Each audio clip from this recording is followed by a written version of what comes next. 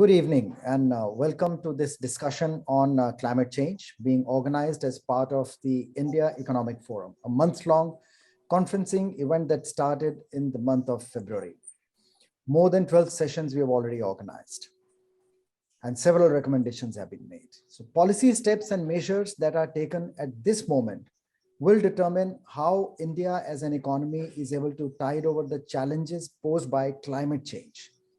India has already taken steps to reduce its dependence on traditional energy sources and transition to a cleaner, future-proof energy regime. But to achieve the target of net zero emissions by 2050, huge investments are required. India needs to deploy clean energy technologies on a mass scale. These investments are needed to scale up in renewable energy production and create an adequate distribution infrastructure that reaches far and wide. It also requires the development of new fuels such as liquid biofuels and biogas, as well as hydrogen produced from electrolysis. Success essentially will rely on a coherent, credible, and clear policy framework to provide investment certainty. This includes policies that can drive economy-wide changes, accelerate sectoral transitions, and create societal support. So we need to do three things that I call areas of action: accelerate clean technologies, support energy efficient and lower carbon choices, and remove unavoidable emissions. The set of policy measures to tackle the economic effects of climate change can include pricing policies that force industries and individuals to reduce carbon emissions through taxation and provide subsidies to incentivize the mitigation of carbon emissions. There are also legal side to it. So what's the big picture? We are seeking answers to some of these questions. In addition to, I leave up to the judgment of our chair and moderator. Do we need a climate change law?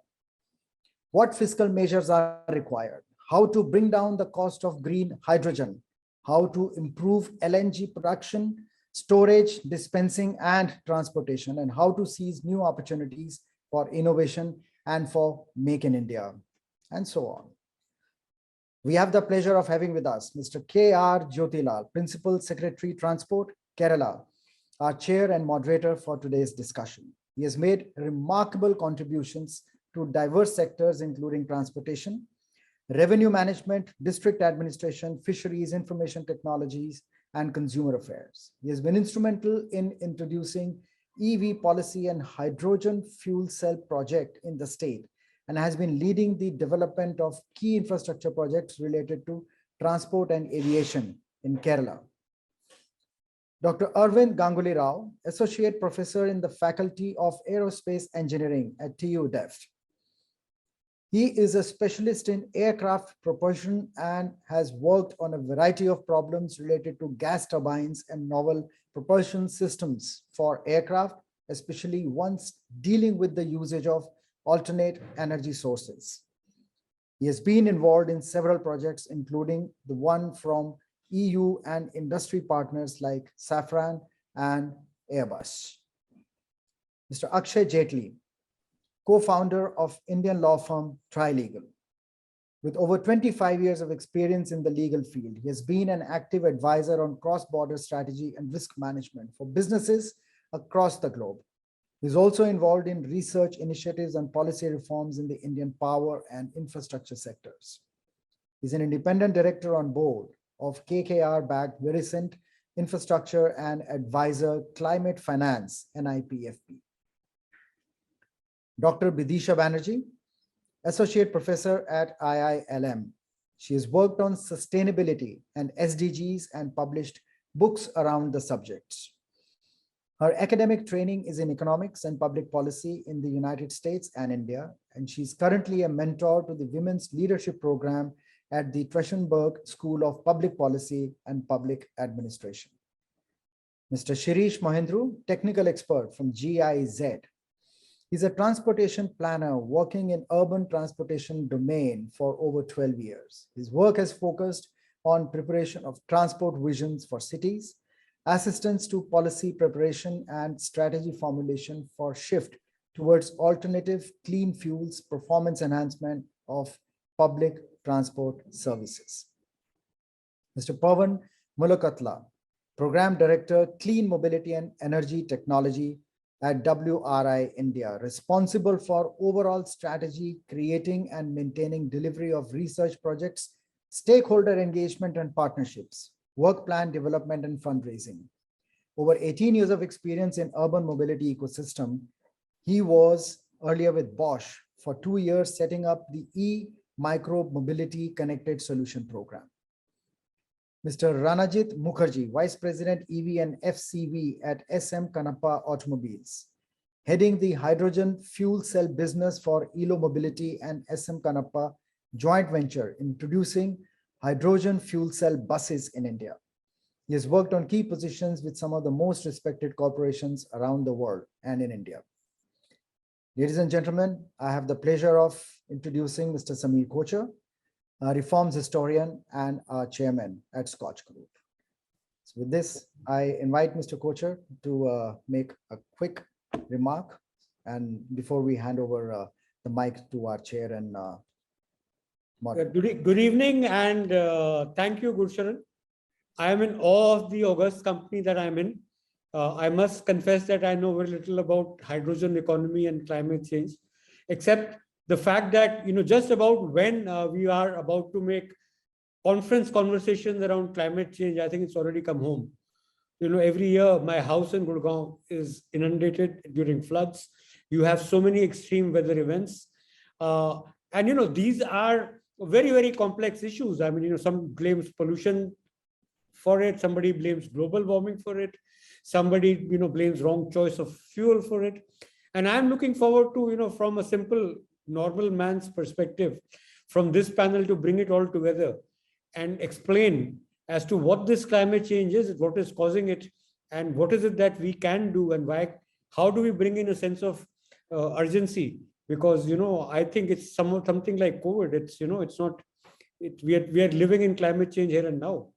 It's nothing that is going to happen in the distant future. We are living in it. So that's what I think puts a sense of urgency to it. And I'm looking forward to learning from all of you. With that, I request Mr. Jyotilal, who's been an inspiration through his WhatsApp group on hydrogen economy. And that's how I got inspired to do this panel. So Jyotilal ji, over to you.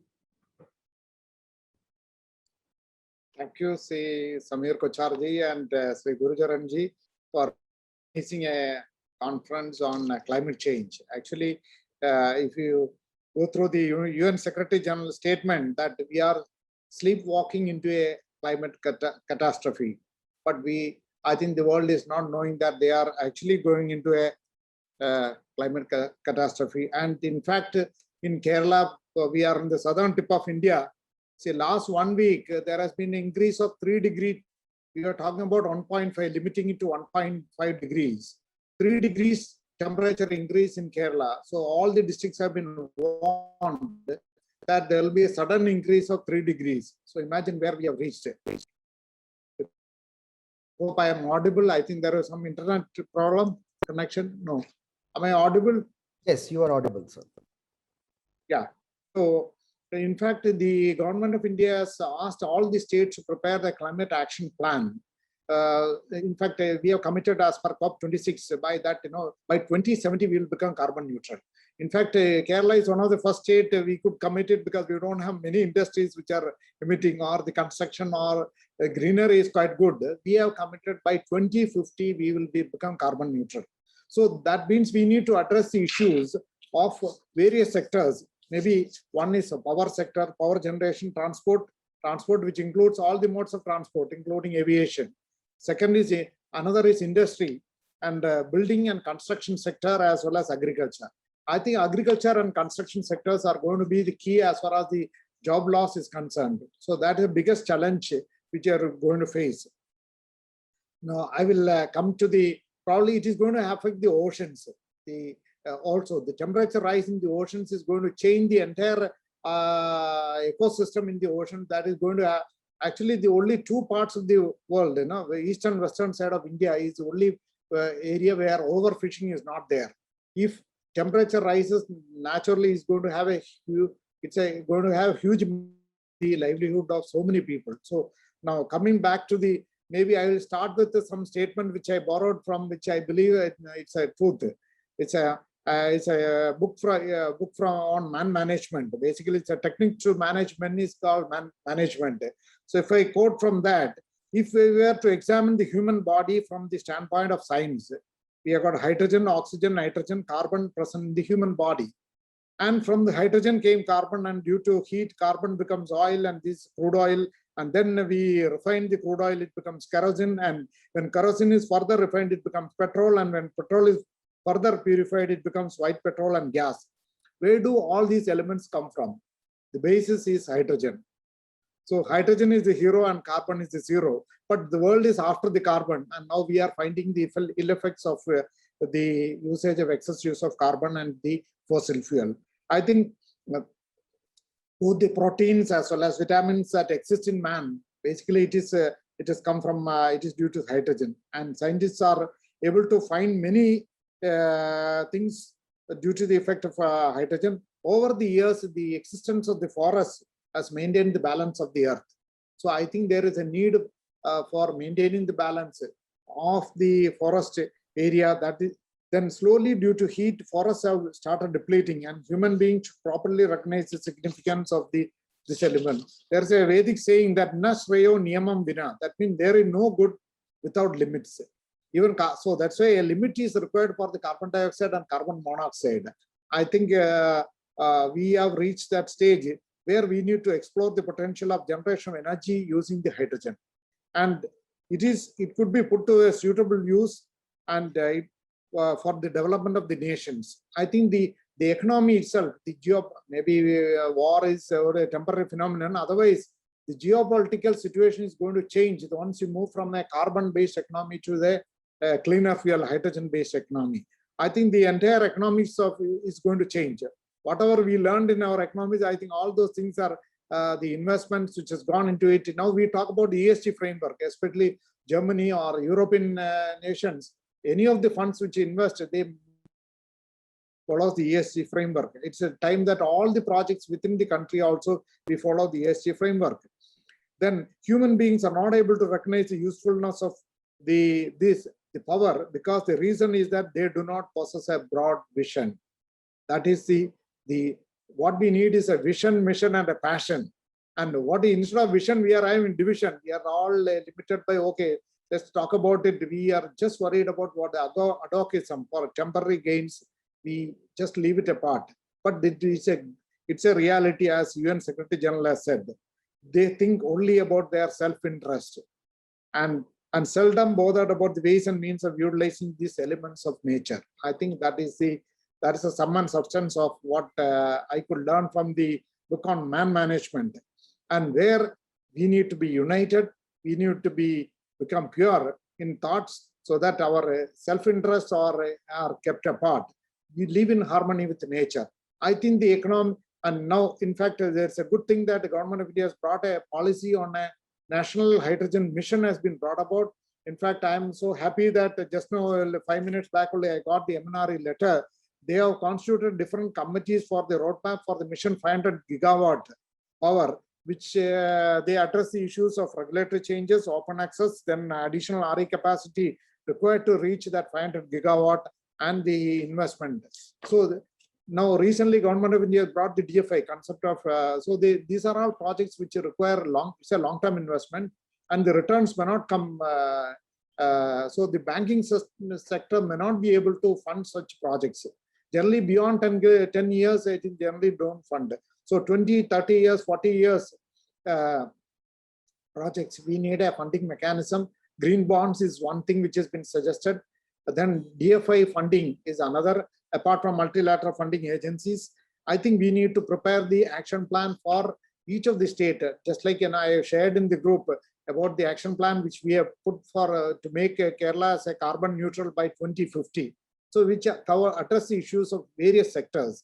Now, since Sri Gurucharan has already mentioned our themes which we will focus on are, I think, already mentioned, that one is fiscal measures which are required so that this is transition to green energy, and how do we fund it.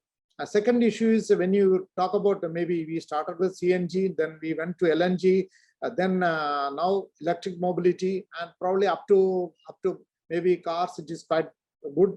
Maybe trucks, then railway, aviation sector, we need to go for a hydrogen as a fuel because of the range issues as well as the the battery. In fact, there is a sustainable aviation fuel. Germany has put some 10% of the, by 2030, 10% of your aviation fuel, turbine fuel has to be from SAF, sustainable aviation fuel. You have to use it. I think the country need to put a target similarly for the hard to abate sectors or of industry, like, already Niti Aayog has put some cap that minimum 25% of their the energy requirement should be met from green hydrogen by 2030. That's a very good move. Refinery, steel, etc., or fertilizers. Then there are two challenges to that, which I find that one is how do we reduce the cost of per kg of hydrogen. One is use the renewable energy. Another untapped potential is geothermal energy, which we have got. In fact, I was talking to the Raval of Badri. He has said, there are enough hot springs there. Why not use geothermal energy where solar, wind solar, then offshore wind is another thing. In fact, that is another unexplored area with a lot of coastal area for the country. I think we should be able to explore the offshore wind apart from solar.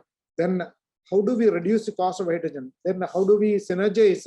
One is aggregation of demand so that the investment becomes viable. We are talking to one of the company, J-Turbo, which has got the patented technology how to liquefy the hydrogen so that the cost of transportation plus storage, it becomes much, it's become cheaper and it's much more efficient. So you can use the cold energy from the LNG regasification, which I think both the Dahej and Kochi, we have got this advantage. So how to liquefy the hydrogen using the cold energy, then it becomes easy for transportation, apart from maybe transportation pipelines which are being planned. So that will reduce the cost per kg of hydrogen. Ultimately, the idea is that reduce it to less than $1. That's now it is $4 to $5. I think we can easily, then there are a lot of policy announcement which has been come, like, RE, ISTS charges, so that you generate power in Rajasthan, you take it to any other place. So I'm not going into detail. Secondly, the fuel cell. In fact, there are bus manufacturers who are here in the group. Fuel cell indigenization and making of fuel in the country is another challenge. I think companies have now, KPIT has already gone into it. I think more under Atmanirbhar Bharat, the government of India is also supporting that. So these are the two challenges: cost per kg as well as how do we make sure that the fuel cell cost is all indigenized and we make within the country.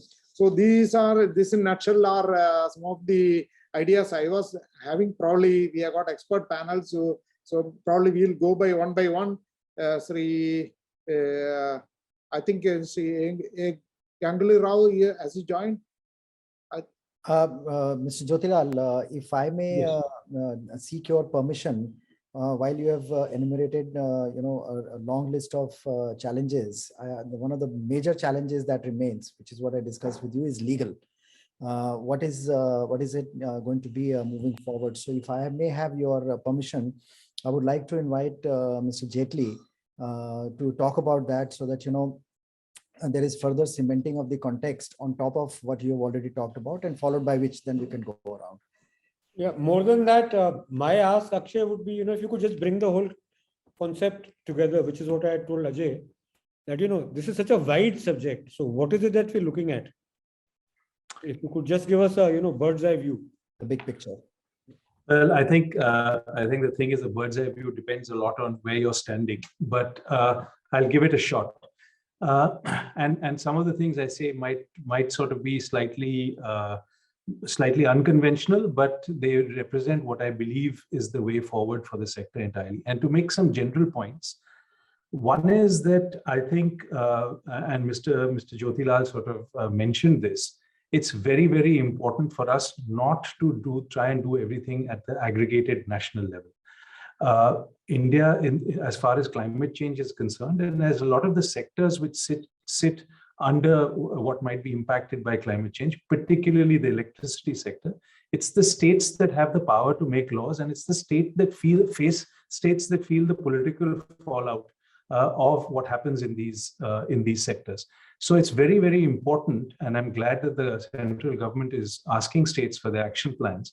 But I think we need to go beyond the action plans, and the states need to both take responsibility and be given the means to develop their own plans, and to, as Kerala has done, to have more ambitious targets potentially than 2070, because some states are much better placed to, they're much better placed to do it, as Kerala is, and other states have more of an imperative to do it. And there I'm referring to the four industrial states, the four large industrial states, Gujarat, Maharashtra, Tamil Nadu, and Karnataka, who both get a lot of ESG investment potentially. They also are exporting states, and they also get FDI, a lot of FDI. Now, all of these are going to be subject to international pressures as far as the climate change are concerned. Europe might well, by 2026, have a carbon border adjustment mechanism, which will mean that Indian steel exports, for example, become 20% more expensive. So we need to, the broader point being, we need a disaggregated approach. At the same time, I think that, you know, the lie of the land and where we stand in terms of technology, in terms of capacity, in terms of demand, is so unclear at the moment that it would be a folly in my mind to think that we can have a central planning or even a state level planning approach out of this. And what I would say is that we need to think far more about how to get the price system, markets more generally, and supply and demand into determining some of these choices. At the moment, what we do is there's a body in a state will say, okay, I need 500 megawatts of solar over here. It'll put out a bid. There'll be a bid, and people will respond. But then you're locked into a 25-year-old 5-year PPA with a fixed price. Whereas the external environment might be more dynamic and might be able to reduce those prices. So we need to think very hard about how to bring more markets into this. To give you an example of where we are and where we need to get to. At the moment, only 10% of electricity in India is traded on the exchanges. And out of that, another 10%, in other words, only 1% of the overall is renewables. Renewables, by definition, are intermittent and lend themselves to more short-term buying and selling. So we need to find a way, think of ways to incentivize these markets. And the old days of industrial policy, I think, are not the way that we should look. So I'm, for example, not a fan of having too much PLI in this sector, where it's good to get some things off the ground. I think government money is better spent in incentivizing innovation, to set up R&D hubs. So, for example, we've got the International Solar Alliance, which is sitting in India, a UN body. If you were to build a research facility linked to the International Solar Alliance, funded partly by Indian money and international money, the benefits that would accrue would be not only to the wider membership of the International Solar Alliance, but just as the US government-affiliated science labs spawn a whole number of domestic industry around that, that's a more sustainable and a market-driven way. You'll have people using those, using the technology to build out industry, which will be more sustainable than the kickstart of a PLI, which might not last that long. We need to think about finance very strongly. We need to think about there are two broad buckets of finance at earmark. One is the public international money, which is how do we get G2G money for certain kinds of programs. And an example I'd put out over here is the example of South Africa, which has got 8.5 billion allocated to it by the EU, the US, France, and Germany to reform its power sector to go from 80% thermal to renewable. And this is money put together under the 100 billion that we keep hearing about, that transfers are supposed to happen. So if a state, for example, Kerala, were to build such a plan, and on the basis of that plan, go to an institution like the EU, have a discussion saying, look, you have this responsibility, I have a plan to transition, and then using the good offices of the central government, get some of that money. And that's just a small drop in the bucket. What we're really after are the private investment dollars and euros. And for that, I think the problem is much broader. The problem is about making the sectors in which this clean investment is going to come inherently more investable. To take the sector I know best, which is the power sector. The power sector today, although we've had a fair amount of investment in the power sector in the last 5 to 10 years, it's still a drop in the ocean when we compare it to investment that other parts of the world has had. Just to put numbers to it, there was 300 billion worth of renewable energy investment worldwide in the year 2020. 80 plus went to China, 80 plus went to Europe, and India got 6 billion. 6 billion is a decent amount of money, but imagine the possibility. And one of the main reasons for this is that we have a power sector which is only marginally investable. We have, if you look at where the investment is going in the renewable energy sector, it's going for SECI projects, NVVN projects, and one, maybe 2 states which have distribution companies that are credible counterparties. So we need to think of power sector reform. And finally, what I would say more broadly is that if we can get markets to function more broadly, and we can go into this in more detail, I'm a big supporter of large-scale privatization of the DISCOMs under the right political economy conditions, which have to be thought through. But if we manage to do that, then the single instrument of a carbon tax to reframe some of the taxes that we have at the moment, so that we have a revenue neutral, GST neutral rather, carbon tax that we can place at different points in the economy to change the behavior of people in the sector, should be something that we are moving towards. So Mr. Kocher, you gave me a bit of an impossible task, but I tried to put out some broader themes that I think we should be thinking about as we specifically look at each sector. So for instance, I'd much rather see broader incentives rather than very specific policies and guidelines, which only look at the world from this moment in time where we are today. So I'll stop there and leave it open for comments. Okay. Thank you. With that, back to Mr. Jyotilal. He's an advocate, I think, of an enabling environment rather than what we're going to do tomorrow morning. So I don't know what your view is, but leaving the panel to you now. Yeah, in fact, thanks a lot for all great suggestion. In fact, power trading, as you said, 10% only 1% is RA. So that's I think you need to power IEA and all have started. I think the market mechanism is one which will bring in the efficiency. I think we need to create a market so that more investment will come. Definitely, I think other 2 suggestions are also good. Public and then private sector. How do you incentivize so that they becomes it become investable, and probably the sector reforms which you have suggested. We need to look at it. Probably we will have in the discussion with MNRE and the power ministry. I think probably this. I would like to get the details so that it'll be informative for us also, because we are also learning from what is it. We need to learn from others. So definitely I will take those suggestions. So I think, shall we go to the next panelist? Madam Vidisha Banerjee, I think she's associate professor and she's done a lot of work in SDG as well as sustainable, and I think the climate change is really affected. Maximum the effect is going to be on the women and the children. So I think from that point, also if you can cover, if you can give your inputs, that'll be quite good. Thank you, Mr. Jyotilal.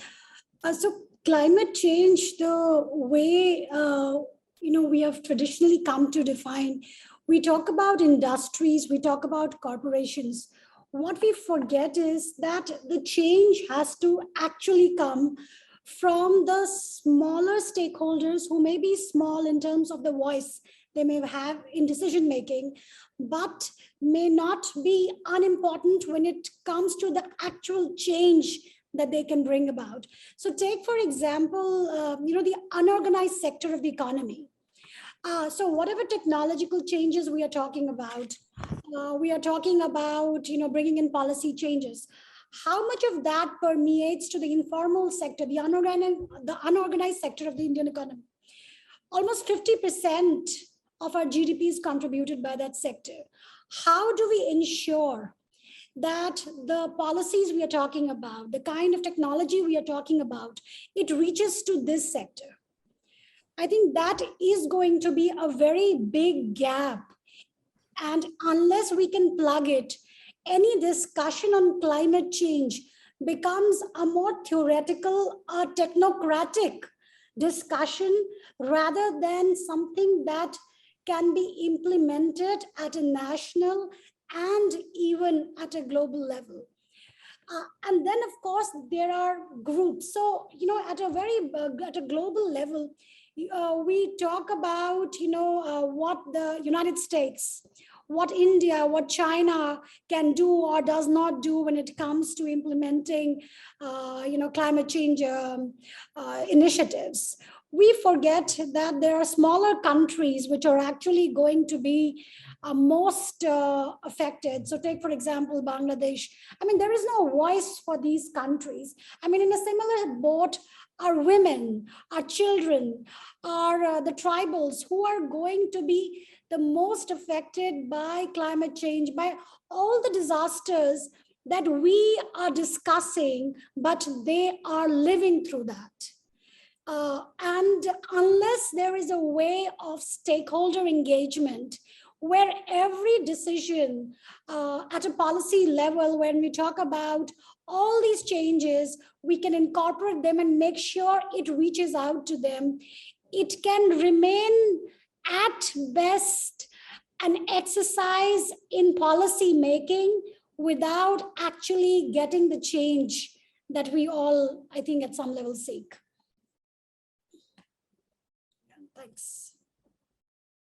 Thank you. Thanks a lot. I think your point is very valid. In fact, the unorganized, remember when probably when the cell phones were started first in India, I was working in one of the remotest area in Kalahandi, Koraput. Those are all they say KBK districts, which are where so we used to have pigeons for the communication. My SP used to have pigeons which are trained. So imagine, I think when a policy making in Delhi, we may not be IRDP or other. In fact, Satyan Nadalla's father used to visit quite often. Yugandhar sir was our that time RD secretary. So imagine there are a lot of difference between what is there in the field and what. So I think your point is well taken. In fact, the tribals, unorganized, and the informal sector, I think, and stakeholder consultation for the policy making, that is very important. Thank you for the inputs. Now we'll Mr. Jyotilal, can I add something you just said about the cell phone? So, so the outreach of the cell phone is a classic example where technology has permeated to every single unit of the country and the globe. I think we need technology that reaches out for the change to take place. And being in the education field, unless we are able to combine, bring in that change at each level, and the cell phone is a very good example of that, we will miss the most important thing, that our actions are what is causing the climate change. So the change has to come from us, whether it's corporations or whether it's organizations, whether it's individuals or communities. And so you need technology which are actually people friendly, to say the least. Thank you. Yeah, this age of information, what the transformation has to have from by source and not by force. In fact, it's correct. In fact, the fishermen, I have been in the fishery sector for quite some time. So they use the kerosene even now for the boats. In fact, the energy requirement, if you say the level of development of a city can be measured by how much of energy you use. In fact, the fishermen, they use kerosene even now. In fact, there is a subsidy which we give. So the energy requirement, if you can, how are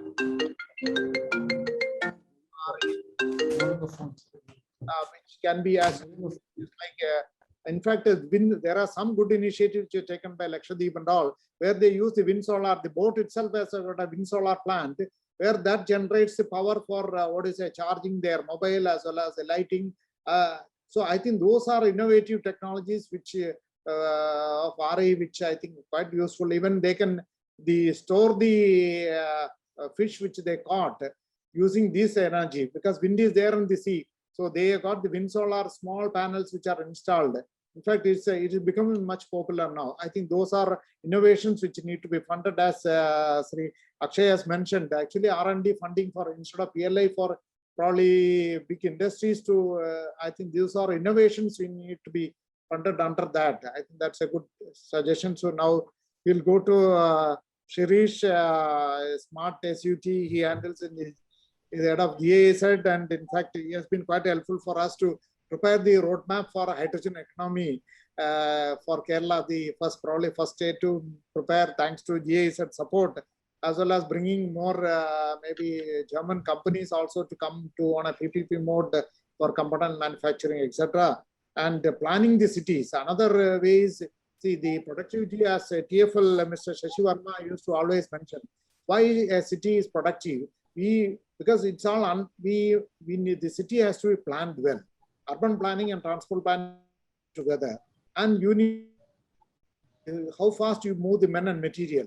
That shows the productivity. And since it's I think he's helping us in that Metropolitan Transport Authority in planning, so that with the available resources, how we can make it efficient for the people to travel from point A to point B. My chief secretary always used to say, a human being lives for only 8,000 days on earth. Remaining 8,000 he sleeps. So how these 8,000 days can be productive? If you lose 2 hours in a day in traveling, that means you are wasting energy. It's a national waste, as well as time waste is a life waste. So the planning for the cities are also very crucial if we have to become productive. So I request Sri Shirish to give his thoughts. Thank you, Mr. Jyotilal. Thank you very much. And thank you for wonderfully setting up the context. I would like to have a little different perspective on this table with regards to decarbonization. We all know, and I'm being a public transport enthusiast, I strongly believe that no decarbonization efforts are accomplished until unless we have a strong shared mobility or a public transport all together at one place. I mean, we always, since childhood, we always have been fantasized with all Batman and Superman and the Spider-Man solutions. I think this is also the time and equal efforts need to be put on and to understand the local Shaktiman solutions also. I mean, when I say this, I would like to put the perspective through the large, vast experience we have in the public transport sectors already. We have a decade-long experience with STUs already working into this public transport domain. And we need to understand that since we have been hearing this for a while, that a car is a car, whether it is electric car or it's a diesel car. Likewise, I strongly believe that a bus is a bus. The mode of fuel is either diesel or electric or a hydrogen. But it is very important to understand that we need to make people aware and to make responsible so that they start boarding these buses. I mean, we need to understand we have two kind of people. We have two kind of users. One are the one who are forced to use it. I mean, forced into use, and I'm saying in this from the perspective that because these people are the one, maybe because of the economic solutions or economic issues or something like that, they are the one who are using it, and irrespective of the reliability, service efficiency, they are the one who are there in the system or using the public system. Then the second kind of users are the one who have the choice modes, but they are themselves have more reliability and they want to put down this public transport system. So we need to take care of the both perspectives. And we strongly need to have a very strong, reliable, trustworthy, and comfortable public transport systems. Unless and until we have these strong, reliable, and trustworthy public transport systems, any bus, be it electric, be it hydrogen propelled, be it biofuels, or be it any kind of a bus, we will not be able to achieve the right decarbonization efforts which were really promoting it for the future and to achieve the zero carbon target. So it is very important in that sense. Another thing I want to highlight is, as we are aware that transport sector is one of the major contributor to greenhouse gas emissions. I was reading through the report that 60% of the total greenhouse gases emissions through the transport sector is through the freight sector. And the freight sector is the one sector which there are no significant policies as such to take care of the really to put the decarbonization efforts there. And we are very well aware these, especially Indian urban freight sector or the freight sector overall is highly fragmented. We have a small players, we have a small, for those, I mean, the profitability and all those issues are very much sensitive towards them. So we need to really have the understanding and really need to have the defined policies through that perspective also. I mean, we need to have, for example, we need to have a very efficient kind of a freight sector, freight modes. We need to have a more sensitive incentive-based policies towards the freight sector as well, so that adoption starts happening towards the freight sector parallelly with respect to the other public transport sectors we are really focusing about. And we also need to have, right now we have a strong and a big sector coming up for the e-commerce deliveries and the related sectors. So under that, we also need to have a strong policy such that adoption for the all upcoming urban freight needs to be through the, either through the electric or the suitable clean fuel technologies. And apart from that, Vidisha also mentioned regarding the importance. See, we right now, what we all agree that our complete transport sector is gender neutral. We don't have any specific policies with respect to women who are traveling into public transportation systems. So we need to really address those issues as well. We need to have, it is very important to have a gender disaggregated frameworks for and the ticketing for the women as well. So we are aware that 40 to 50% of the total ridership demands and everything which are there into public transport system are driven by the women itself. So, but we are not planning at all, and we are not sensitive towards to understand the requirements, the policies, the trip demands overall. So we need to get this also into place. And I'm very happy to share that under leadership of Mr. Jyoti Lal as well as KSRTC started doing it. I mean, the MD, KSRTC, they started taking care of the gender disaggregated data. And also similarly, Bhubaneswar is also doing it, Crude Capital Region Urban Transport. And we are seeing a good overall transformation through this perspective, because this helps in identifying the real hotspots. This helps in identifying the real planning issues. So this will in itself reinstate the trust with the public transport. So this becomes very important. And that's why people start leaving their private transport modes and get into the public transports. Other thing I wanted to highlight is, right now, we under the smart city missions, we have integrated command and control centers. So it is very important to also have a data-driven policies for the public transport systems. Unless and until we have a data-driven policies and until we have a data-driven decision making, it would be very difficult to have a long standing with these kinds of with these kinds of new technologies. So all these things are very important in that perspective. And also right now, since these are the new technologies, either it is a green hydrogen, either it is electric. So fear sensitivity measures, I would also would like to highlight that fear sensitivity measures with respect to, because right now it becomes very difficult for STUs to really think of the fear increases and all those things. Even we know that recently the bulk prices for the diesel has been increased. And the transport authorities will be on the receiving end, then they will be, getting this diesel prices more than 25 to 30% for the daily operations. And the kind of a burden they're going to get. So it is very important, and it's a need of the hour to actually look into the fear sensitivity measures across the national level to really strengthen these STUs of the public transport companies. Thank you. Thank you, Mr. Thank you, Sri Shirish. In fact, some of the very valid points on the need for open data, as well as maybe data-driven, policy making and gender neutral approach. And the freight, as economic growth happens when materials move faster. So I think the Gati Shakti is one such initiative which the government of India has taken to reduce the cost of logistics, because you cannot be competitive if your cost of logistics is very high.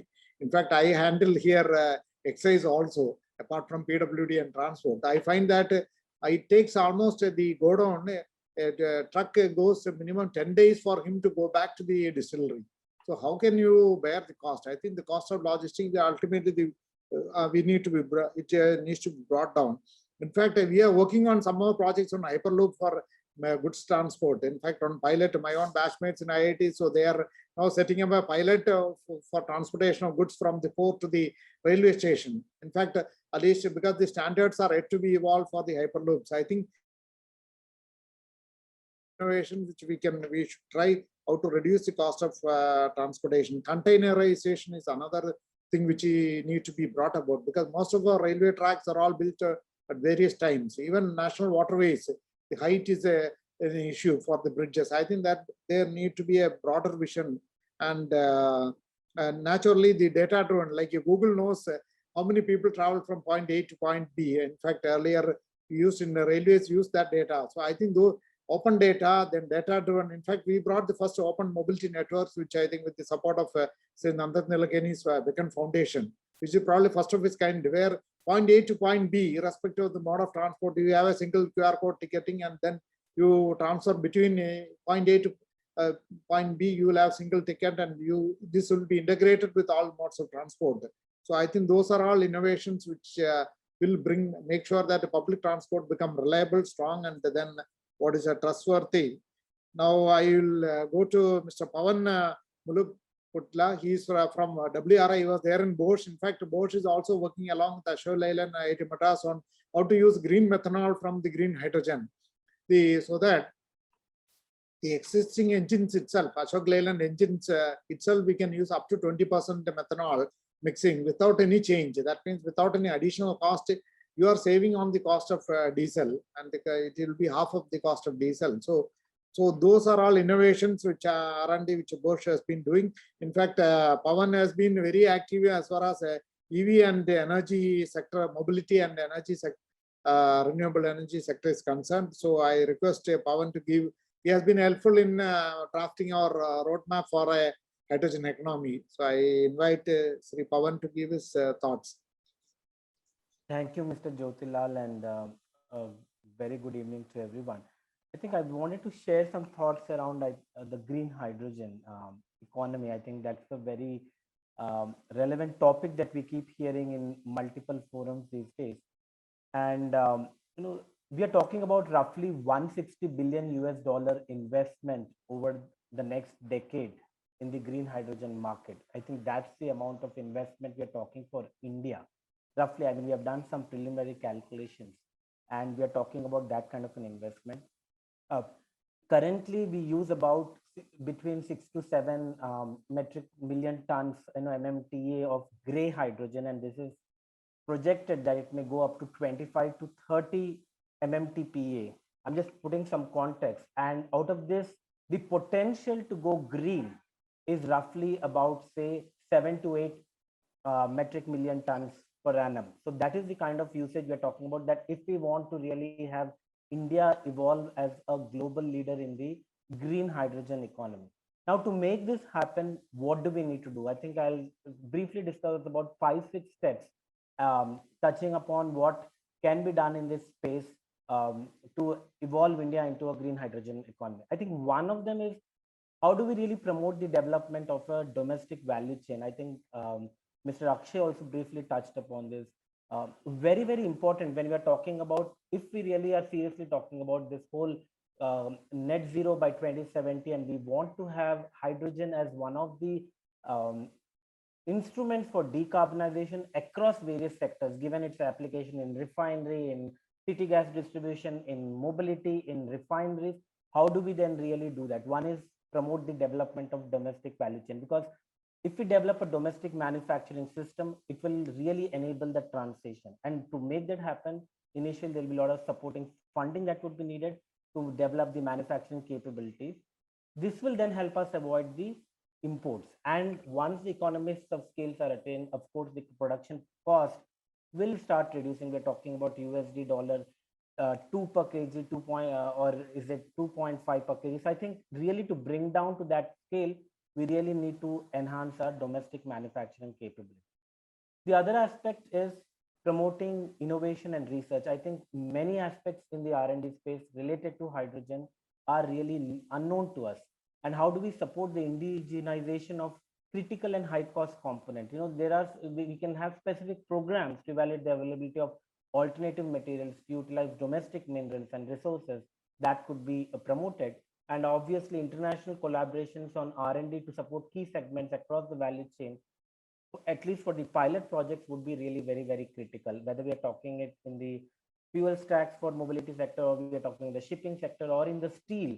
I think there is this potential for international collaborations. I think that's second, and then promoting innovation is extremely, extremely critical in this sector.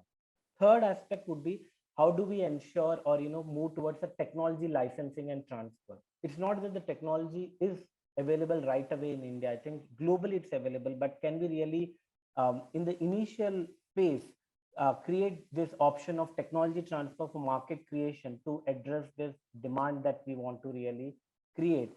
And given that most electrolysis technologies are licensed as intellectual properties, the transfer of these technologies for kickstarting a green hydrogen would be really good, important to create a head start.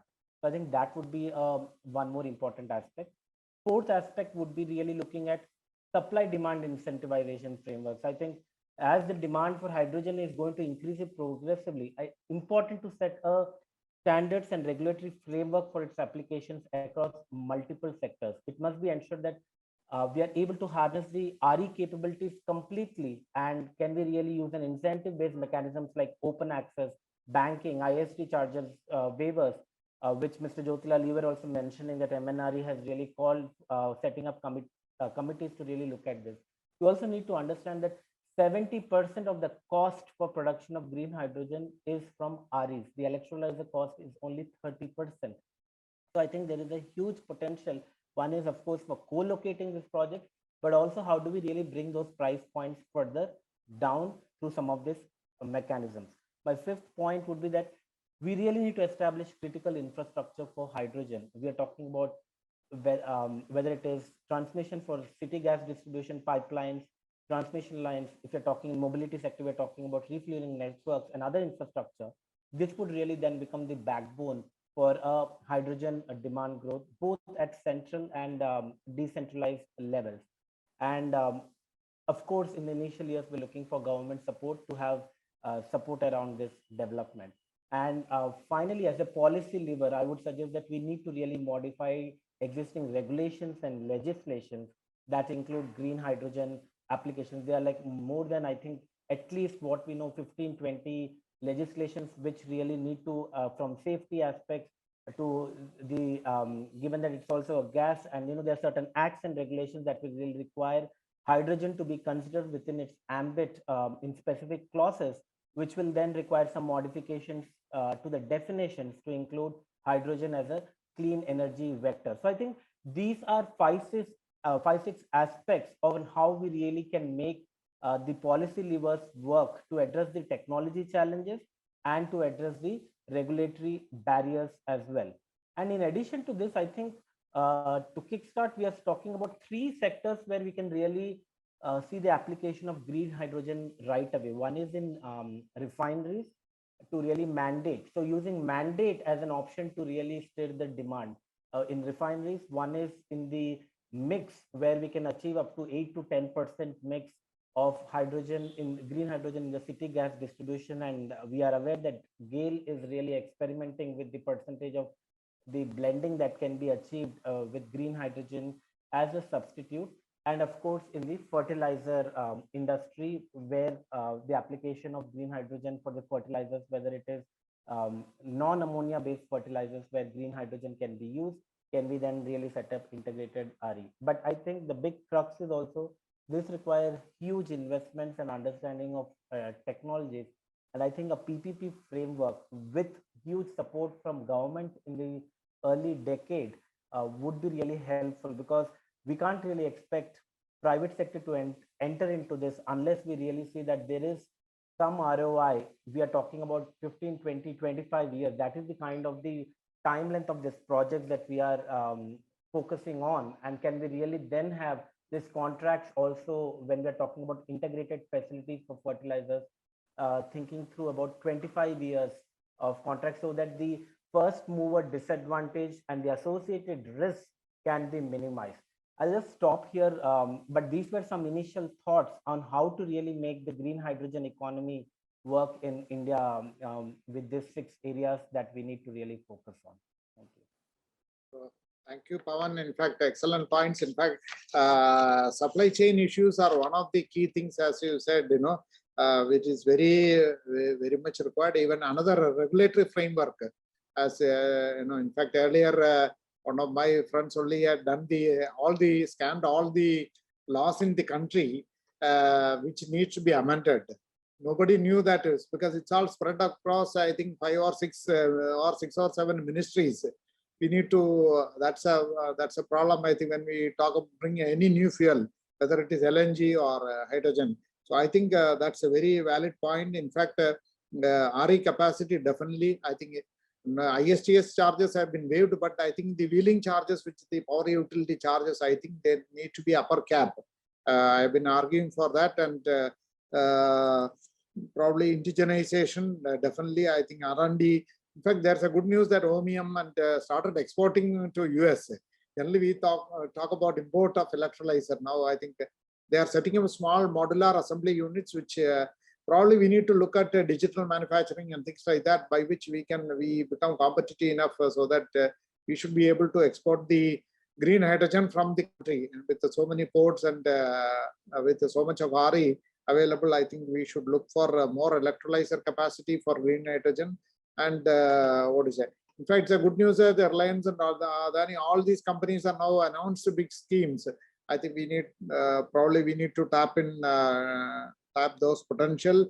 And even I was thinking that we should make use of right of way. For example, for laying the pipelines, we give NHAI, and railway has got so much of these things. So you can have just like a Texas to New Orleans, Air Products USA, which is set up their facility in Kochi, for which has got a 3 lakh cubic meters per hour is a production capacity. They can, in fact, technology is available. Why not make use of this infrastructure which is available with the government? I don't think any private sector can straight away come. That is where the MNRE has agreed even to act as an aggregator for the demand, because you need to first generate the demand for an investment to come. So generating the demand, aggregating from all these sectors, then facilitating. I think that role, government as a facilitator instead of investor, I think that's a good thing which we can look at.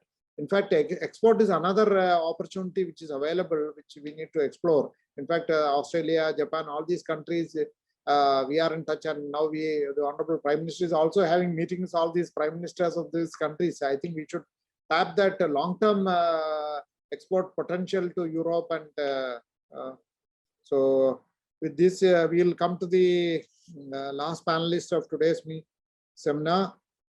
Sri Mukherjee is the Vice President, and in fact, he can give us inputs about what he's planning for the FC EV for the bus, and probably truck is another, sector. Forklift, especially in airports and all, easily they can convert into use hydrogen in it's all forklift.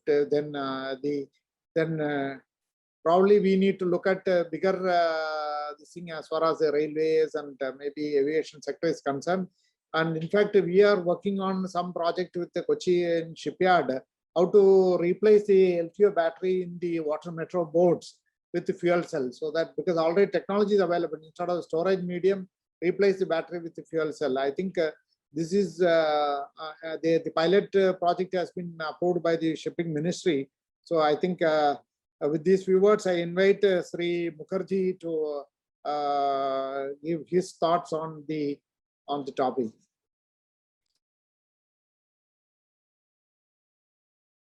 You are muted, Ranajit. Please unmute yourself. Ranjit, you are muted. Yeah, sorry. I said, thank you very much, Jyotilal sir, and thanks all respected panel members here. I'll just start my statement with a small helicopter kind of a view of today's discussion, what my feelings are, my views are. Today is an era where we are getting into where I think true globalization is happening. So effect of climate change will not be specific for one country. Like what Vidisha was mentioning, that something is not being done in there can affect a smaller countries like Bangladesh, who can be victimized for something like a larger country is doing their industrializations and other things. So similarly, the whole world is now getting into the scenario where there should be a kind of synergy of working together. That is the first thought I thought, that we cannot now work in solos. We have to have unified in our fight to sustain and make our planet livable for the future generation also. This is one idea I had with my thoughts.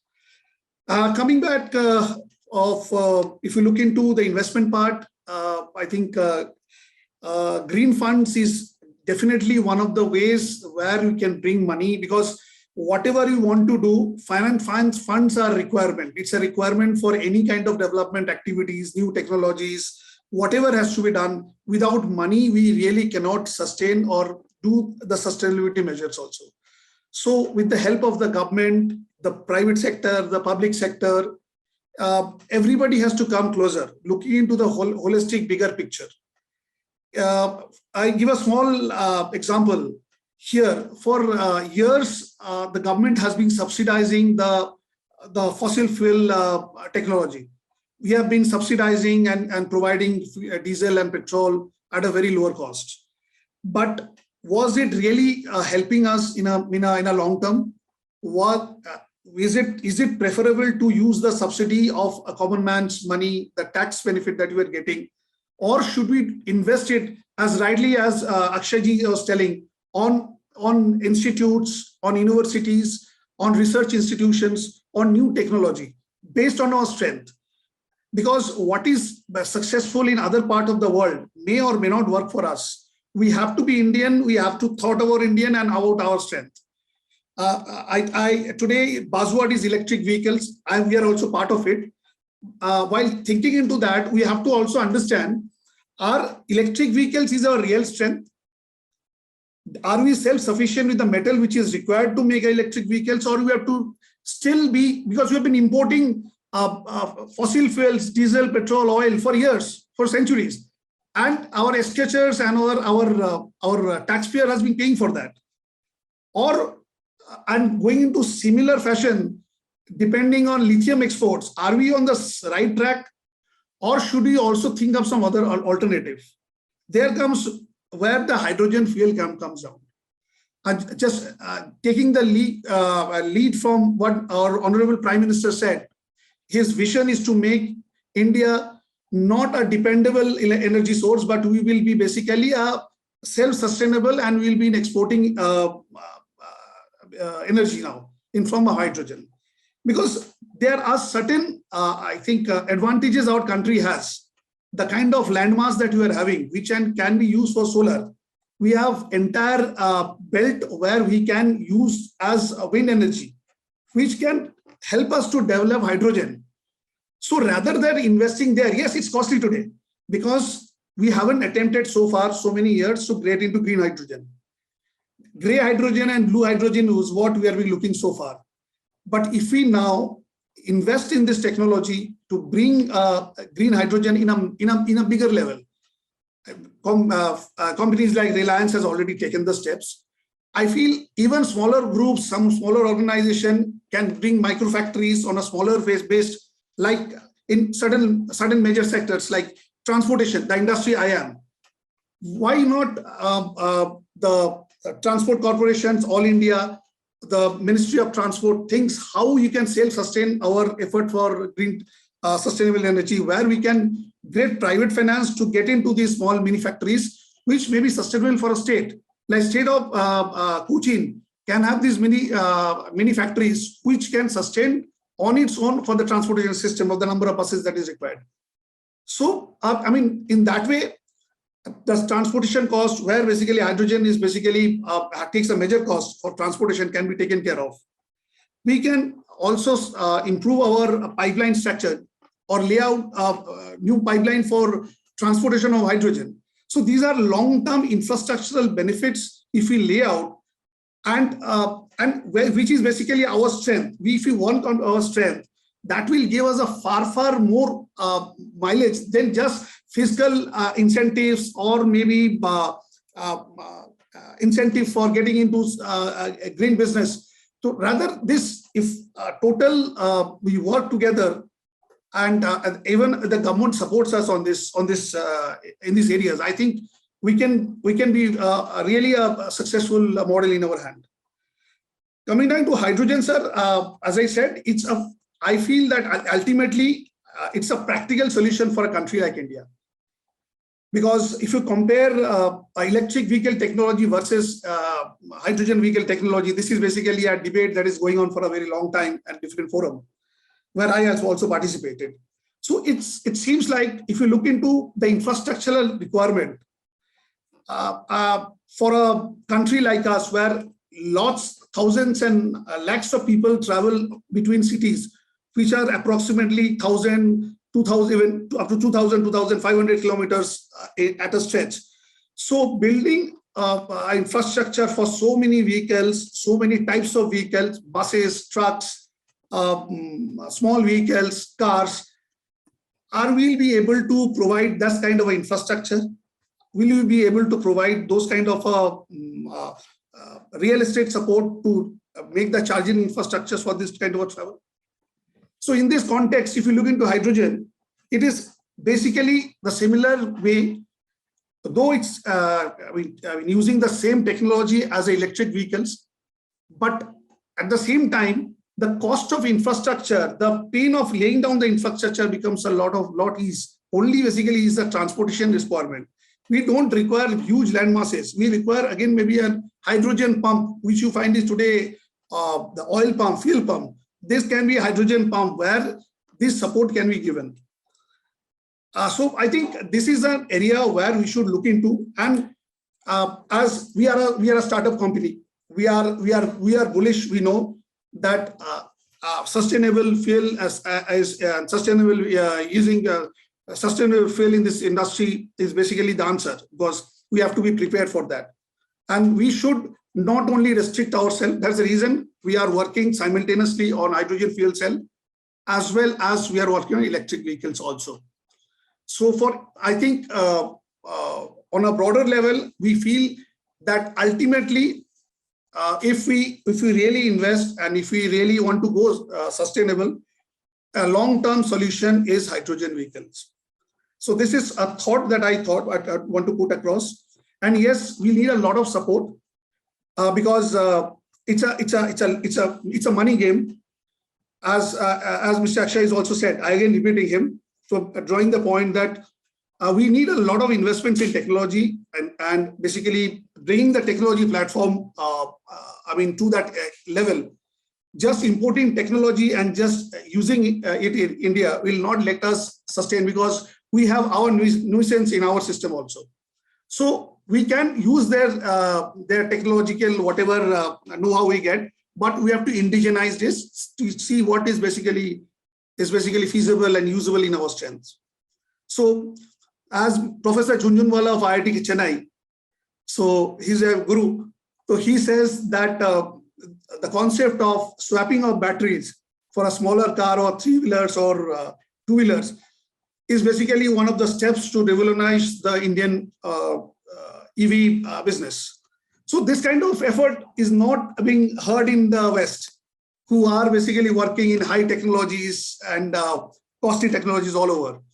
But I feel that we should carefully and intelligently take technologies with us, develop a product, and make it available and affordable for the community.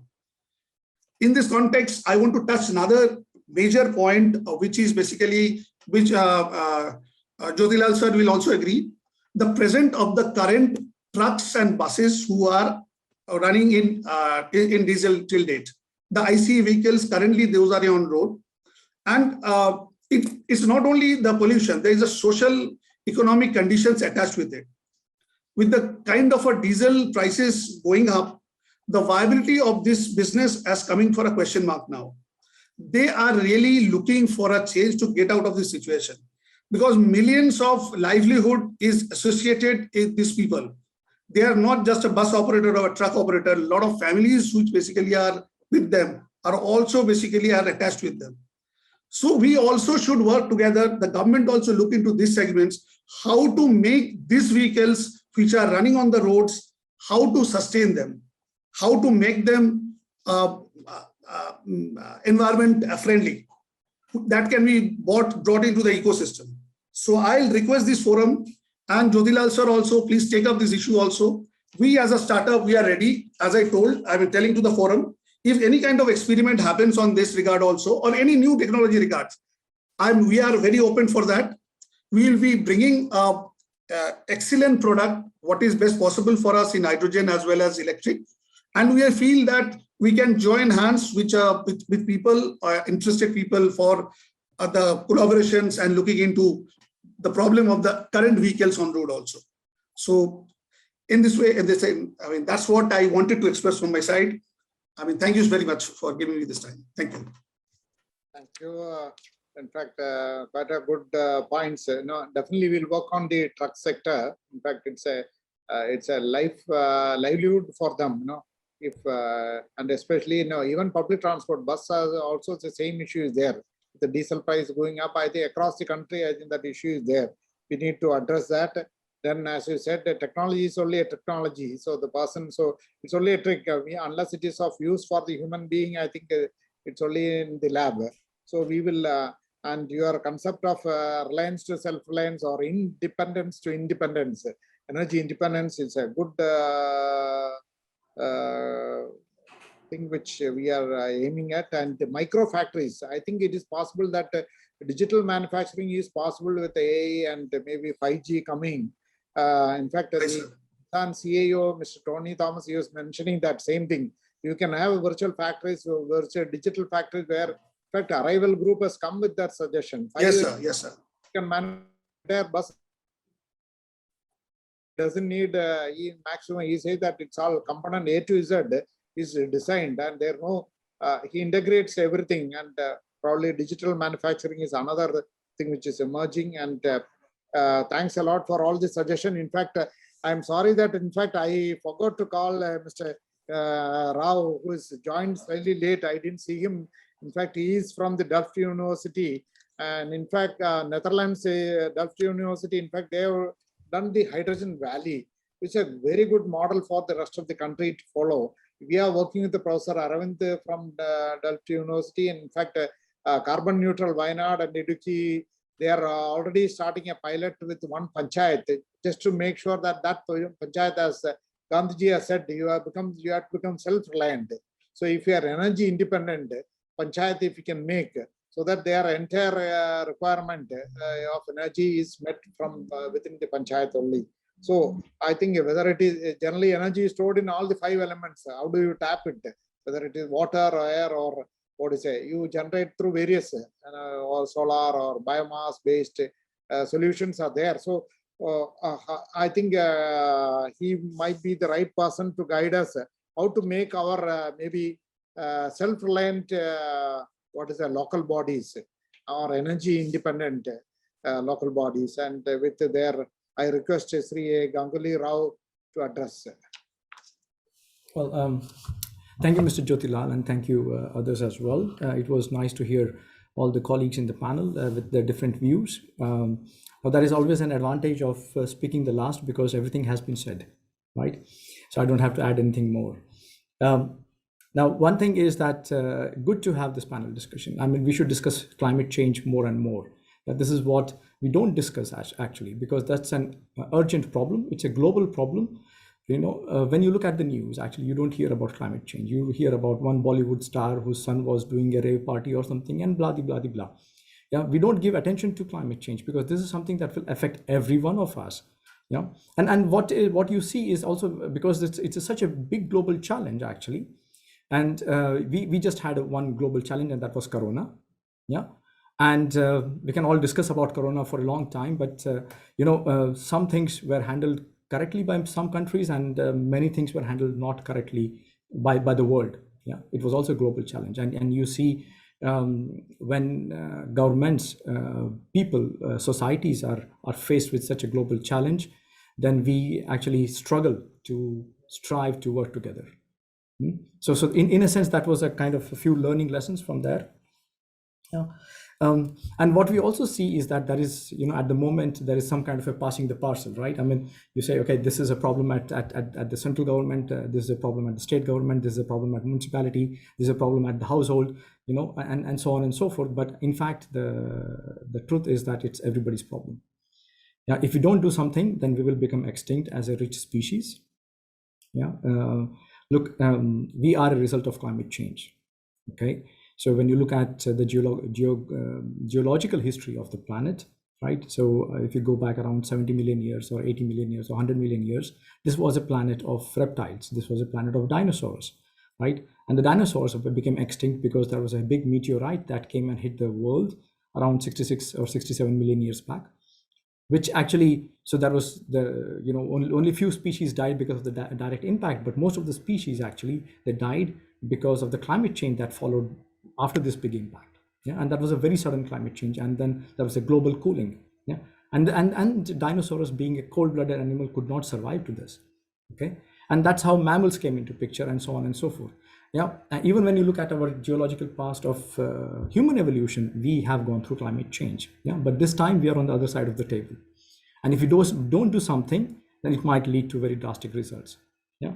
Now coming back to the topic of hydrogen, yeah, certainly there is it is a challenge, but it's also an opportunity, right?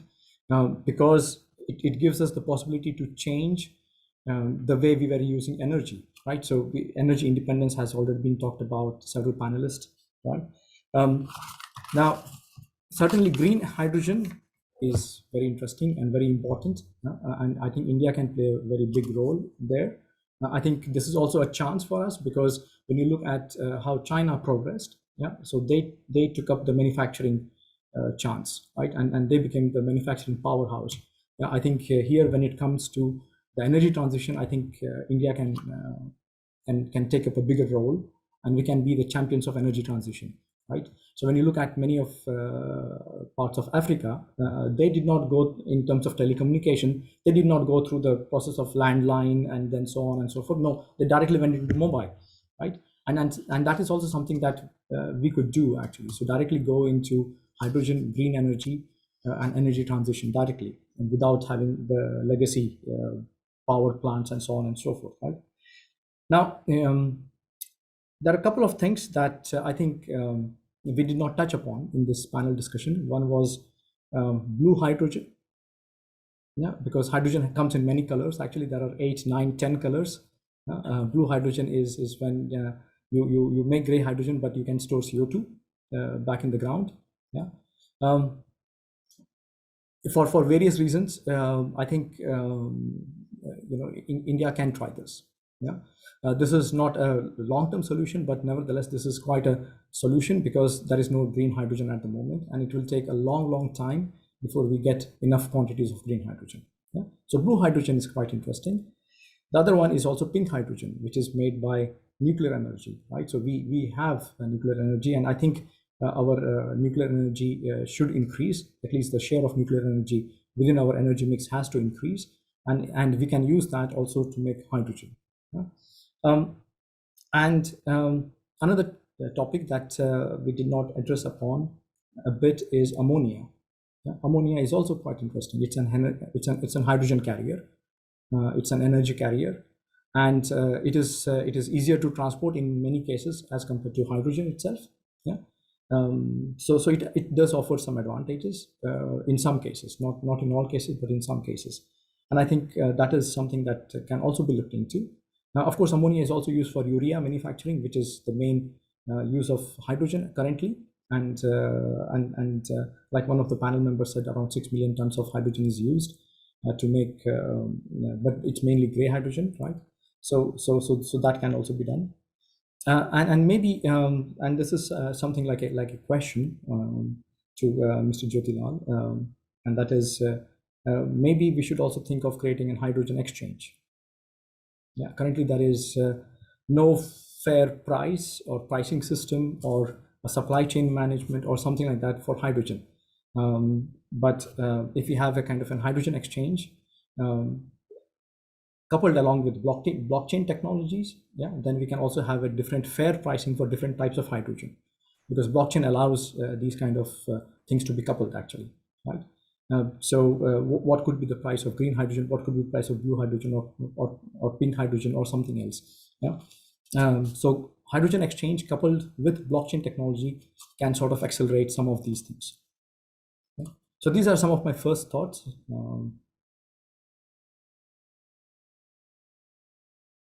Thanks a lot for all. Maybe these are all. We never thought of those points except maybe ammonia, which you mentioned. We forgot to mention that actually for the marine sector, ammonia is one of the best fuel, as a hydrogen energy carrier. In fact, Cochin Shipyard is also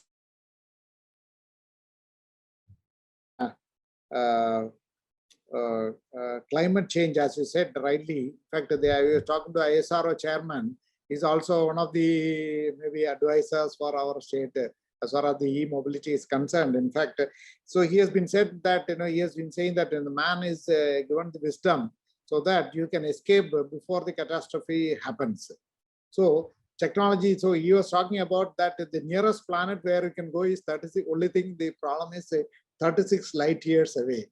Another Earth is there, but that means you can go with the family. But I think they are looking on, they are working on the project how to make maybe live in another planet in case it becomes uninhabitable.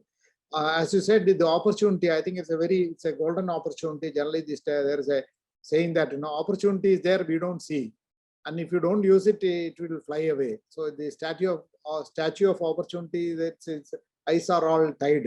That means you don't see it, and it's got wings. It will fly away if you don't use it. I think it's definitely this a right opportunity. We need not reinvent the wheel. If China started 10 years back, I think with the Yangtze Delta area, in fact, the entire ecosystem for manufacturing and the hydrogen economy is there. So I think we can just straight away adapt. And probably nuclear is another thing which we can think of. And hydrogen exchange, definitely, I think we'll work with like multi-commodity. The commodities are being traded, so hydrogen can definitely be traded. So probably we need to have a meeting with MCX and also what is the commodities exchange people. So I think that'll be. I don't know whether IEX itself can do it, but we need to explore that potential. Definitely, that will bring in more efficiency. So and it will help in more investment also coming to the sector. So with this, I think we had one round of the things. Maybe some of by the listeners are there. Maybe the present one is the present storage and transportation technologies are expected to be mature and cost effective only by 2030. Does it make it unaffordable in the meanwhile? What is the safeguard to investments against undesirable sunk cost? Probably any of the panelists who would like to answer. Yeah, on storage and transportation technologies are to be mature and cost effective only by 2030. So I think that's the question. Definitely, I think if you, Mr. Rao, you would like to answer that. Well, I'm an academician. I'm not an economist by profession. So my cost benefit analysis is pretty much on the weaker side. My physics and maths is on the better side, let's say. Yeah. But yeah, I agree that when it comes to implementing some of these technologies, the cost benefit analysis changes from place to place. At least what I can say here in the Netherlands, we have quite a good subsidy system. And actually, I like what you mentioned. There is a hydrogen valley which is being created. Yeah, but so the government is actively pursuing in terms of putting hydrogen, and a large part of the investment also comes because of a lot offshore wind turbines and so on and so forth. But I'm not sure if this will apply to specific case in India. So I would like to refrain from answering specifically to Indian case. Yeah, I think there I would like to just add maybe Sri Akshay Jaitley, you will be able to elaborate. See, the India, we allow only up to 300 bar pressure. We need to increase the, because PESO guidelines need to be amended so that you allow 700 bar. Then you will have more range, as well as, the issue is that, the rules doesn't allow them to go beyond the 300 bar. So it's a safety concern. But since technology is already available in maybe in Japan or in Europe, so why not we do the amendment in the legislations? I think that is one area by which we can make it viable. So that otherwise, even the Mirai car which has been launched, we will have only half the range what is there, what they get in Japan. So that is one area, and then probably. Storage and transportation, definitely. I think I was telling about the green liquid hydrogen is one way. Convert into ammonia is another. Then third one is a pipeline. NHA, National Highway, as well as you give right of way, just like what we do for the gas pipeline on the other side of the national highways, or the railway lines. I think the up to 25 kilometers, I think doesn't make much, the cost is not much for a pipeline. So beyond the maybe 25 kilometers, you need to have maybe safety and pumping stations, etc., just like Gale pipeline. So I think that those are the areas which I think, in my opinion, are which will reduce the cost of transportation and dispensing. So you would like, Mr. Akshay Jaitley, I think you would like to add? Well, I think again, not being technology specific, but a little more general, what I'd say is that we need to try and start little by little moving away from laws and regulations that are very technology specific and which deal with the technology standards as they are today. So as you were, for instance, we have had this, what you mentioned in terms of the pressure. I think what we need to do is to, instead of looking at a guideline which is based on today's technology, we should have a guideline or a regulation that says, that is sort of, it looks at it and states it in negative terms. In other words, unless there is some problem that is caused by a certain technology being used, it should be allowed to be used. I'll give you an example, which is from an area which I'm more familiar with, which is renewable rooftop solar, where we have this restriction in many states of 11 kVA on, in terms of net metering. Some states have gone up to 500 because it has been permitted by the central government. So some states have adopted that the 500 kVA. Some states have not.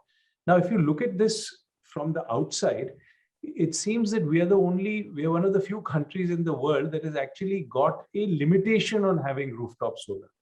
In other words, I mean, we should be looking at saying, unless there is a problem to the grid, unless there is a problem in relation to standards being followed and safety, why should we just not allow rooftop solar as a matter of course? So I think our whole approach towards regulation, instead of regulation by regulation trying to change things in response to technology, we create regulations that are more open, that are technology neutral, which allow for a range of transactions to be done and a range of business models to be followed that we can't even conceive of right now. And I'm particularly thinking of an enormous number of transactions that are possible on the demand side, like flexibility aggregation, like virtual PPAs. All of these sorts of things actually need some specific law to be changed to allow them, as opposed to saying this transaction is okay unless they can think of a strong reason not to have it. So I would say that we need to change our approach to this and make it more technology. Nobody today can predict how much solar we need, how much storage we need, and how much EV transportation we're going to have. We should have far more open regulations and let the market decide how much is necessary. Thank you. I think we have got two more questions. I think before we wind up, the pace of capacity addition of the existing RE projects have taken a hit due to the COVID-19 pandemic. How adequate availability of size 2 continues to remain challenge to developing large-scale renewable energy projects. Definitely is correct. In fact, one of the suggestions which we have put is all these water bodies which we are having. In fact, if you put, we estimated something around 9.2 gigawatt, one state alone can generate. If you put floating solar, and we generate power at almost 2.4 rupees per kilowatt in Cochin Golf Course, where the water body, we put the floating solar, we are getting at 2.4. So I think that's a good, across the country, I think all the water bodies, we should give them permission. But unfortunately, what happens is most of it is in the forest areas. So it is treated as a non-forest activity. I think we need to amend this thing, say allowing, just like in a railway, you don't need EIA clearance. Similar way, I think for the RE, deployment of floating solar in the water bodies which are not used for drinking water, I think we should amend that to allow. So I think this is one suggestion. Probably wind is another, and then deploying in the Rajasthan and all the desert areas. And you can, you can through the grid, you can take the power to any place and generate in situ hydrogen. I think that those are some suggestions. Probably anyone would like to add any point? Pavan or yeah, Vidisha, madam, I think Shirish, any point you would like to add on that? I'd just like to pick up, Mr. Jyotilal, on one point that you made earlier on, which is on offshore wind. I mean, we have a huge coastline. The potential for offshore wind is enormous. And we have 0 megawatts at the moment. And the main problem is there's been a policy, a draft policy that's been out for many years and many iterations of the draft policy. What we need to be, the main problem to solve over here is the issue of the evacuation power, who takes the risk of evacuation. So I think that, you know, the problem with onshore wind and even in certain cases in solar is not just the availability of land, but also the availability of roads to access the land. For large scale wind installations onshore, the places where we have good sites, the roads are not good enough. You can't take trucks which can carry those massive turbines. So I think we need to it's going to be more expensive to have offshore wind. But if you look at the trend of prices coming down in a place like England, it's very similar to the way that solar came down and battery prices are coming down. So I think that's a way to create a whole lot of more space to do renewables. Mr. Jyotilal, I'd like to add something here. This is to the earlier question on sunk cost. You know, right now, you know, in this panel itself, we are talking about a plethora of technological options that are emerging. And, you know, we don't know which one will finally succeed or whether it will be a combination of technologies that succeed. And by definition, some of this will fail. And there is a sunk cost, you know. And then I think the question becomes, who bears the sunk cost? Is it the the industrial firm that bears the cost? Should the governments bear the cost? Or does the general public bear the cost? I mean, this is a very big decision because, you know, in this forum also, we are talking about government policy making. This is expensive. Who is going to finance all this? The government can provide the enabling environment, but we're also here talking about subsidies. And so someone bears the cost. Now, where should we put our money? Which is the technology of the future? It's only a guess. I mean, like Mr. Mukherjee's company invests in EVs, and he's talking about hydrogen. Arvind talked about, you know, a range of hydrogen colors, which I have no clue about. But it gives me a feeling, you know, we really don't know what is going to stay and who is going to invest. How do we distribute this cost is going to be an important consideration. Is it only the startups who we rely on? Is it only the government who we rely on? Does the government only give the enabling environment? How much subsidy? Who finances it? What does it mean for social sector investment? Do we cut back from there? Where is this financing going to come from? All these are very important questions when we decide at a macro level the kind of technology we want to focus on or technologies we want to focus on, but at the micro level, which individual firms need to, you know, take an account of their cost benefit. Thank you. In fact, technology is also evolving. So in fact, a lot of changes have happened. If you just analyze in the cost of hydrogen is of $5 to $6. Now we said that RE, it has happened with the solar. In fact, we run our world's first airport, which is run 100% on solar. Now we have got excess power, which we are trying to convert into sustainable aviation fuel or green hydrogen. So it happens, it's a tapering. In fact, if you see the Ballard report, say that the cost of electrolyzers is going to come by 70 to 80%. So I think just like it happened with solar, I think it is happening. But only thing then, which is the idea? Because technologies are different. As I said, the technology is nothing but a technology. At the end of the day, bottom line is what matters for any business. So government, that's what I was telling. The government as a facilitator need to create the demand. So that's why the aggregation of demand. So that, for example, liquid hydrogen, it becomes viable only if we have got a demand of minimum 15 tons. Ideally, it should be 30 tons. 30 ton demand, where do you get that refinery? Refinery, if 25% is used, say for example, Cochin refinery, they got 140 tons is the daily requirement of hydrogen, out of which maybe 30 tons demand can be straight away given. Naturally, industries will come. In fact, we are in touch with Petronet and all of them to make the investment. So I think government can do the facilitator role, which a private sector may not be able to do. So aggregation of demand, creation of demand, incentivization.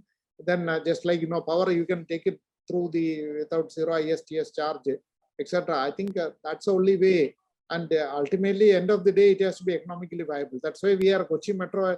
We are now called the tender for, we could have straight away gone to NTPC or IOC. What we call tender for bus, at least hydrogen separately and both combined. So with the least cost solution, naturally we need to work. I think so. Now we will go to the last question. Prior to the formulation of any laws on the regulation of hydrogen, we must understand that it would be delusional to think that hydrogen can be treated similarly to natural gas or other energy sources in terms of legal and regulatory framework. I think Sri Akshay, you might be the right person to answer that. It's more of law than, what do you say, technology. Well, I would just reiterate the point I made earlier, which is, and partly to answer Vidisha's point as well, in terms of who should pay. I think the broad principle we should think of is to leave risk-taking entities to take the risk, which is largely private firms. Government provides enabling environment, and where the government feels that it is necessary to extend a certain technology or a service or something to places where businesses would not ordinarily invest, then there's a role for something like viability gap funding or a subsidy, however you want to call it. I think we really need to take a slightly different approach to regulation than we have historically, which is, if we can't think of a good reason to prevent someone from doing it, let them do it. And just correct for market failure, as classical economics would suggest, and not try and engineer a solution which none of us have the answer to. And just to add one more point, that in certain cases, I mean, in general, we agree, we should agree with the idea of Atmanirbhar. But in certain cases, it might be more efficient to rely on imports. And also, if we are too prescriptive in relation to what we do with respect to imports, we will also be hit by not being allowed to export. This is a two-way street. So we have to be careful about who we do business with, absolutely. But we should not be close to the idea of importing either goods or technology where it's to the benefit of the country. And not because, for example, although the jury is out on, say, the import of Chinese panels, it's clear that the price of solar energy has gone up. So in the recent bid. So we have a balance to strike over here, and in some cases we should think judiciously about having a slightly more open import-export policy. Jyotilal sir, can I take a liberty of just touching on 2 points, which I think I want to put it on table. Sir, first of all, what we have seen that India is a huge country, and there are a lot of places in the country where kilometers after kilometers of non-agricultural land is basically lying, which doesn't have any utility. So why not use those, like building up solar energy panels where it can bring livelihood to people, which has a social economic importance also, as well as a ready-made source for energy, which can be put on the grid, which can be used for hydrogen for storage if it is required, for storage also. So this is one area, I think, apart from the coastal belt where you are speaking about wind energy, this can be really thought about, because I know huge places, a landmass where it is arid, there is no vegetation, nobody is staying there. Those are basically our opportunity where we can use for this alternative source of energy. This was one point I thought, sir. Another one, sir, what I feel that there are some responsibility from which should be looked into very clearly by maybe the industry board or the government or the apex industrialist in the country, because there are a lot of pollutant being created also by a lot of industries. So why not taking it checked? Why not a kind of a taxation or kind of carbon tax or something which should be added? I'm saying that that will help us to cross-subsidize some of the expenses we can go into the research and development activities, because we have seen pollutions in the rivers where our water getting polluted. We have seen our air, which is not breathable. So those are a lot of areas where I think should be looked into also, where people are doing business and getting maybe not the right way, violating the pollution law, but getting scot-free. I mean, then that will not stop immediately, because those are industries where they getting into environment-friendly procedures will take time, money, investment. But at the same point of time, should be some regulations I put across to Mr. Akshay. Can't we do something on this that we can get something out of it, and which we can channelize for the environment, for the research and development, for cleaner fuel, cleaner environment, or cleaner energy? So I think, can't we look into this social engineering part also? Thank you. In fact, some of the suggestions are wasteland. Actually, definitely we can use it. Even agricultural land, there are some farmers using, they are doing agriculture. They simultaneously they are using it for solar farm also. Then taxation, naturally green cess we have introduced. I think London mayor has done that. All personal vehicles they will be charging, so that can be used for green mobility fund. That's a good suggestion. I think it's worth exploring. Probably any other panel members you would like to add anything before we conclude? And Samir Kocharji, I think you are the right person to guide us. So probably we have taken slightly more time, maybe another 14 more minutes. So yeah. I wanted to make a sorry, Ms. Please go. Rao. I wanted to make a quick point. I think let's not forget two things. Gray hydrogen has been in use, and we are using already 6 to 7 mmTPA. So the point is this question on that green hydrogen being used. It's a substitute that we are talking about. So certain laws and regulations that already exist for hydrogen are in place. But having said that, I think there are certain acts, like for example, which you also mentioned, Electricity Act, where it needs to be addressed to reduce the wheeling and transmission charges, the Oil Field Regulation Act, the Industry Act. So there are certain legislations where changes need to be brought to include hydrogen, which needs to be addressed. I think whether it is related to GST, whether it is related to the National Biofuel Policy or the Technology Development Act. So there are certain areas where we need to really start incorporating hydrogen. So that was a broader comment that I wanted to make, that it's not that we have not been using hydrogen. We are using hydrogen, and we are aware of what kind of legislative changes would be really required when we are transitioning, say, from gray to green hydrogen. Yeah, thank you. Yeah, Samir Kocharji, I think probably we can. Yeah, okay. Thank you very much. It was a very enlightening discussion, but this is not the end. As I said, that on this Saturday, India Economic Forum comes to a conclusion, and it would return comprehensive recommendations. Some of them have come out of this panel itself. But more importantly, we are heading into, from India Economic Forum, we are heading into India Law Forum, which is on 14th of May, and going to have a series of discussions like this. And I think vis-a-vis climate, law is a very, very tricky area.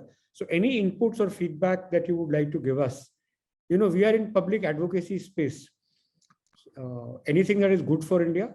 So if you think that these are the 5 issues that need to be addressed, feel free to write to us, and we'll try to build it into our agenda, and make sure that it is discussed and discussed at the right level.